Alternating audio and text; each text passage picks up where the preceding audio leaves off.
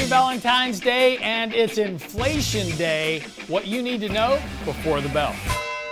So today is the much anticipated inflation report. CPI is expected to come in a little bit hotter than it was last month, but will it be hotter than expectations? That's going to be the real driver for markets today. This morning, futures are pointing higher heading into the report at 7:30 a.m. Central Time.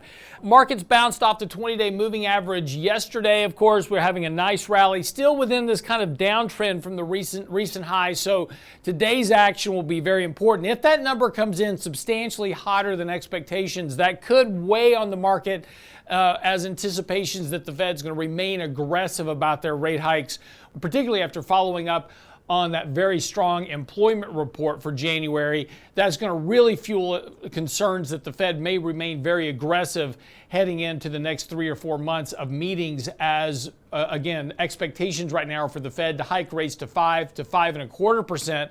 Markets, their expectations are lower than that right now. So again, a shift in expectations in the markets of higher interest rates could weigh on asset prices. Again, as we talked about yesterday, very close now to triggering a sell signal. In fact, on our money flow indicator, we actually have triggered a sell signal. That suggests that while market prices are certainly elevated right now, that we could see a further correction in asset prices here over the next few weeks as we kind of work off this sell signal a bit. Again, markets are very extended, huge run since January, big run since October. So again, markets have really gone too far, too fast, and an expectation of a bit of a correction or at least a consolidation phase should not be outside the realm of consideration, particularly in your portfolio. So thinking about taking profits in areas that have big advances this year, technology as one, and looking to maybe rotate some assets into some of the underperforming areas that have been lagging this year that tend to be a rotation to safety trade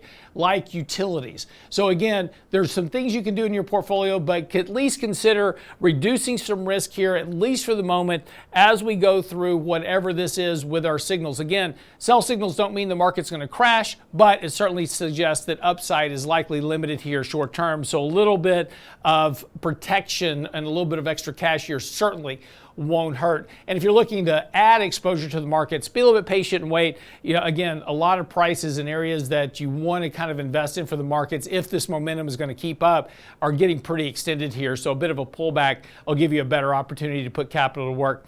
Outside of that, keep a watch on CPI today because that is going to really kind of dictate what the Fed's going to do next.